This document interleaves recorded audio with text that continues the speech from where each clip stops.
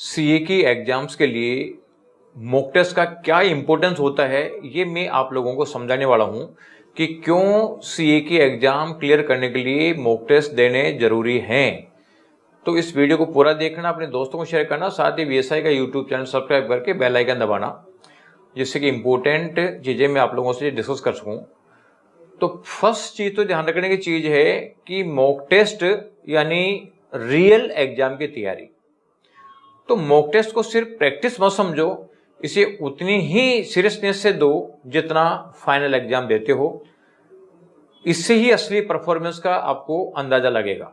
लेकिन ध्यान रखने की बात यह है कि जो मॉक टेस्ट दो आप, वो एग्जाम एनवायरनमेंट में होना जरूरी है। यानी मॉक टेस्ट उसी माहौल में दो जिस माहौल में आपको मेन एग्जाम देनी है। घर पे भी दो तो इसका मतलब है कि बिल्कुल शेड्यूल फिक्स करो, आप टाइमर सेट करो कि साहब फर्स्ट हमारे को पेपर कब स्टार्ट करना है, उसके 15 मिनट रीडिंग टाइम होता है, उसके बाद अलार्म बजनी चाहिए और उसके बाद में पूरे 3 घंटे बाद अलार्म बज जाने चाहिए। यानी कब आपको पेपर पढ़ना चालू करना है, उसके बाद कब पेपर लिखना चालू करना है और कब आप लोगों को बिल्कुल बंद कर देना है। तो पूरे फोकस के साथ 3 घंटे में उसी तरीके से मॉक टेस्ट दो जिस तरीके से मेन एग्जाम में आपको बैठना है। और इंपॉर्टेंट चीज है कि डिसिप्लिन मेंटेन करना है। कैजुअल एटीट्यूड जो है वो नहीं होना चाहिए, क्योंकि कैजुअल एटीट्यूड आप करोगे तो मान लो कि इससे टेस्ट से कोई फायदा नहीं होना है। आप स्ट्रिक्ट रहो।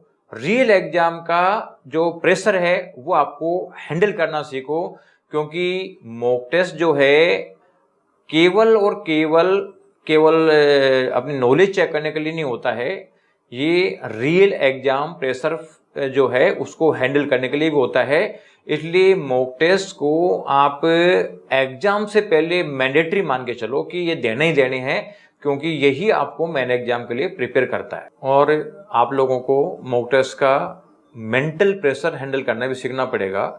यानी मॉक टेस्ट केवल नॉलेज चेक करने के लिए नहीं है। इस टेस्ट से आपको ये भी पता चलेगा कि प्रेशर में आप किस तरीके से एग्जाम को परफॉर्म करते हो। जितनी बार प्रैक्टिस करोगे उतना ही आप प्रेशर हैंडल करना सीखोगे और उतना ही एग्जाम में आपको रिलैक्स मिलेगा। और टाइम मैनेजमेंट को तो आपको सीरियस लेना ही लेना है। 3 घंटे में पेपर फिनिश करना है तो 3 घंटे की ही प्रैक्टिस करनी है। ऐसा नहीं कि 3 घंटे में पेपर नहीं हो रहा और पता चलता है कि साहब 15 मिनट का टाइम और ले लिया, क्योंकि एग्जाम में 15 मिनट आपको मिलने वाले नहीं है।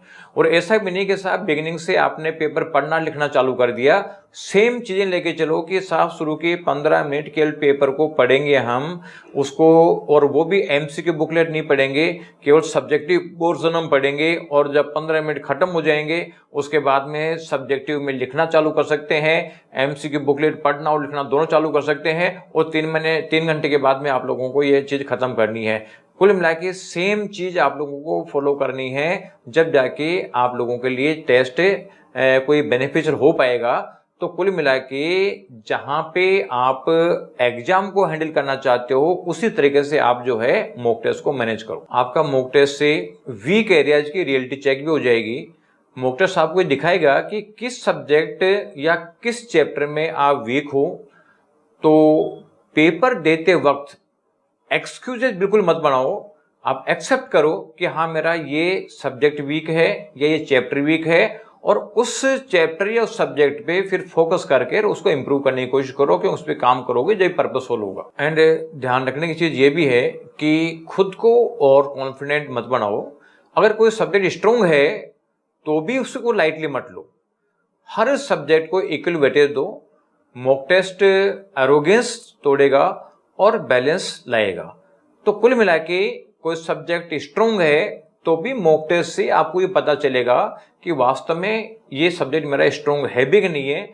और स्ट्रोंग है, अच्छे मार्क्स आ गए तो ठीक है। अगर स्ट्रोंग लग रहा है लेकिन अच्छे मार्क्स नहीं आ रहे तो फिर उस पर भी आपको वर्क करना पड़ेगा। मॉक टेस्ट आपका फिजिकल स्टेमिना भी बिल्ड करता है। 3 घंटे कंटिन्यूसली बैठना और लिखना आसान नहीं होता है।